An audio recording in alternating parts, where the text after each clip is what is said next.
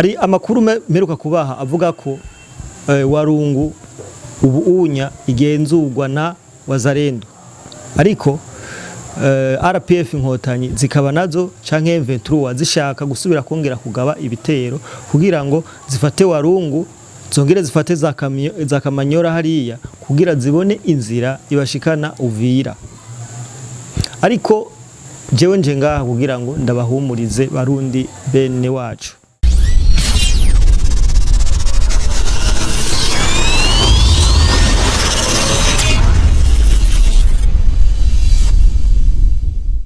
Yes, reka kandi twaramutse mwese mudukurikirana muri ku mpande zine z'isi turabahaye mwaramutse ramiriwe biravana umwe wese naho aherereye. Jengira bahano makuru banyita John Mabu canke Eliam Promoter amazina yose abari sawa nta kibazo. Ndamutse abantu bose bari mu Burundi, hanze y'u Burundi, Afrika, South Africa, Canada, Australia, America n'ahandi nizere ko muguwe neza. Hama ngo utameze neza ubandanye usenga Imana kumbure ejo bizogenda neza cyane.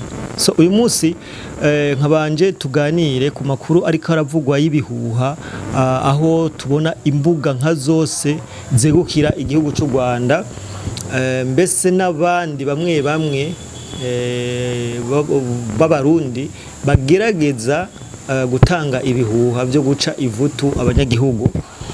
Amakuru ahari nayo sayandi turaza kuvuga ibihuha biriko biravuga ko Uvira igomba itegwa na M23 kandi ko ari gitero sindamusiga.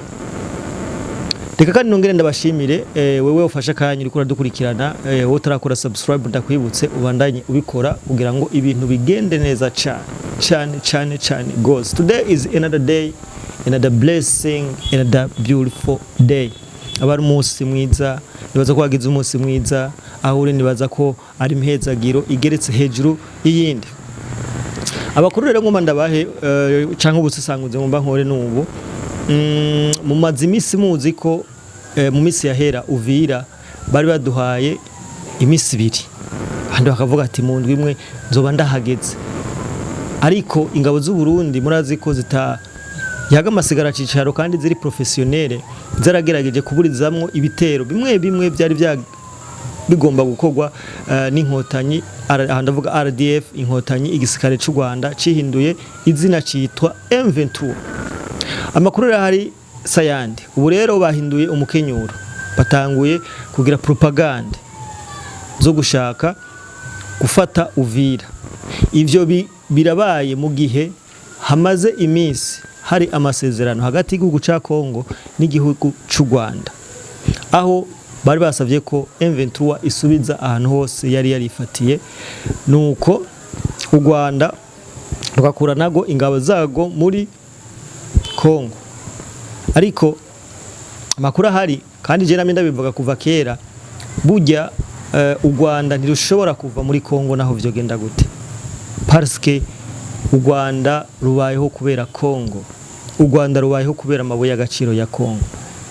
Sinumva umuntu amaze imyaka 30 ari mu gihugu ca Kongo yiba atwara mu gihugu ciwe akora imigambi ko vyomworohera kubaho neza mu gihe atoba ari aho hantu.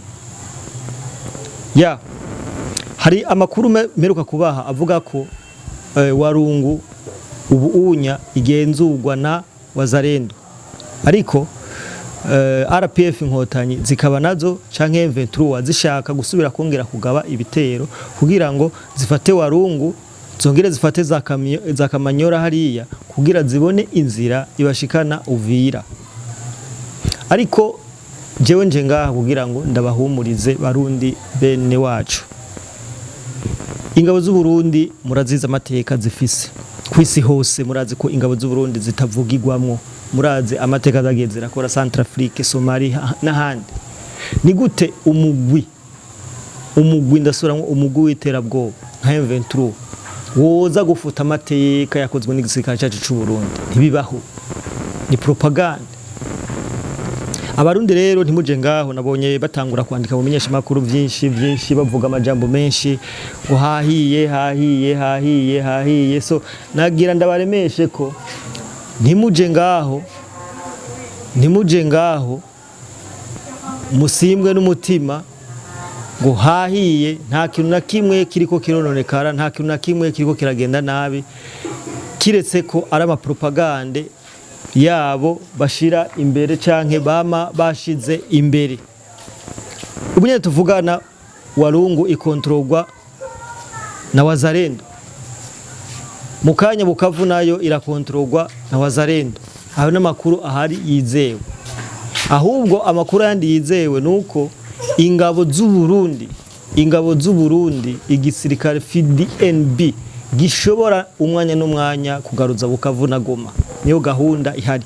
Rero babonye ko basugerejwe, babonye ko bamerewe nabi, babonye ko habavye, bariko bagerageza kwibagiza ibibazo barimwo vya Bukavu na Goma kugira ngo umuntu atumutwe. Urumva ni ma strategie bama bakoresheje RPF Inkotanyi, no kuvuga aho bari hose Walungu mwabonye umuserije baruka kwica hehe.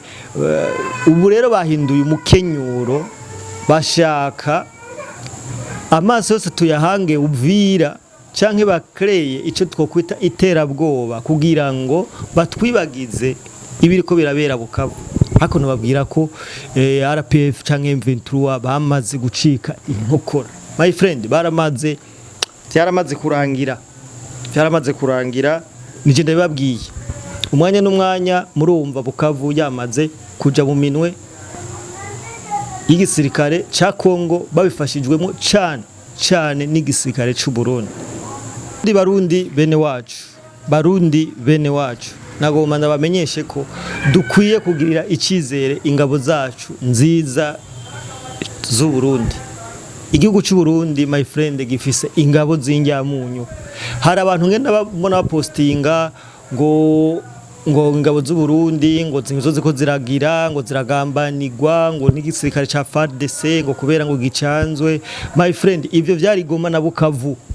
Ubu unyi gisirikare caragosowe, igisirikare bagishira ku murongo, baravuga nti hazokora abakongomani gusa n'abawazarendo. Niyo mpamvu ubona operation zose ziko ziragenda neza mu gihugu ca Kongo, n'igisirikare cy'u Burundi biriko bigenda neza cyane. Rero ndasubiyemo ntimuhendwe, iyi